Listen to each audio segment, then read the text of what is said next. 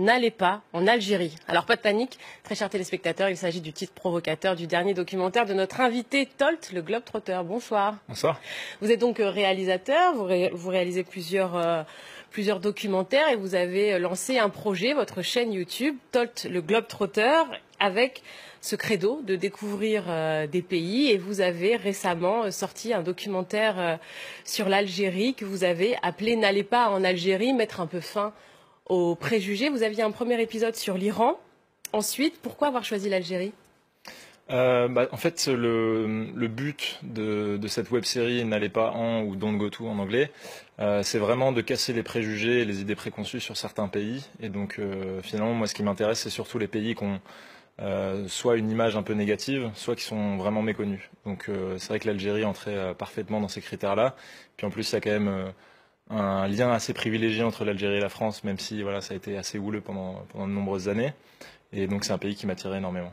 Alors, votre vidéo a été mise en ligne il y a une semaine. Il y a déjà 500 000 vues. On va regarder un extrait.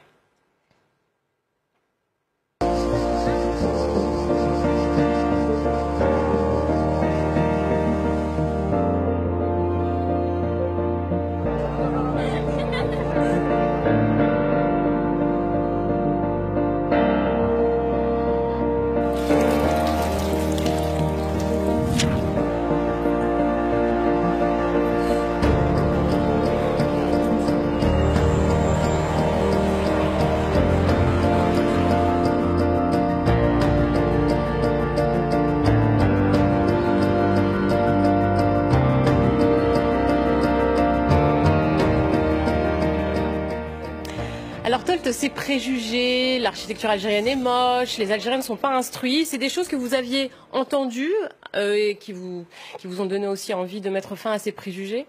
Alors, il y a toutes les phrases que j'ai mises dans la vidéo, c'est pas forcément des préjugés que j'ai entendus mot à mot. C'est surtout, en fait, c'est vraiment le principe, c'est que je mets des phrases qui sont l'opposé des images qu'on voit. Donc parfois, c'est pas forcément des choses qu'on entend. Mais ça ne veut pas dire non plus que c'est pas sous-estimé. Par exemple, sur l'histoire, je pense que personne n'aurait l'idée de dire que l'Algérie n'a pas d'histoire, mais ça ne veut pas dire qu'il la sous-estime pas pour autant. Et du coup, comment est-ce que vous avez préparé votre voyage ? Vous y étiez en mars, c'est ça ? Exactement.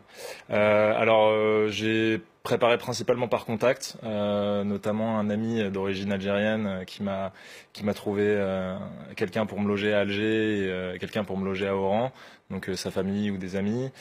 Sinon, j'ai eu recours à un guide Touareg pour visiter le désert, donc voilà, c'était surtout par contact et évidemment c'est assez compliqué de trouver des agences pour organiser des vrais voyages, mais bon, moi je préfère de toute façon organiser de cette manière.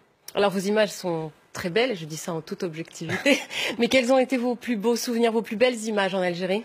Je pense que le désert, honnêtement, c'est quand même l'un des gros atouts de l'Algérie, même si j'avais déjà fait un très beau désert en Iran. Après, je dois dire quand même que Tipaza, c'est quand même un lieu qui est assez extraordinaire. Voilà, d'avoir un site chargé d'histoire comme ça, juste au bord de la mer, ça m'a rappelé Tulum, par exemple. Oui. Au Mexique, mais c'est vrai que il y a ce problème de pollution qui peut voilà. Vous parlez justement dans votre blog, vous parlez évidemment de la beauté de l'Algérie, mais tout ce qui gâche un peu, beaucoup de déchets, beaucoup de saleté, les fameux sacs plastiques noirs qui jonchent le sol, d'autres choses que vous regrettez et qui gâchent un peu le paysage ? Vraiment, moi, c'est ça qui m'a choqué. C'est la pollution et aussi le manque de protection des sites, on va dire, historiques ou importants. Par exemple, à Tipaza, on marche à même des dalles qui ont plusieurs milliers d'années.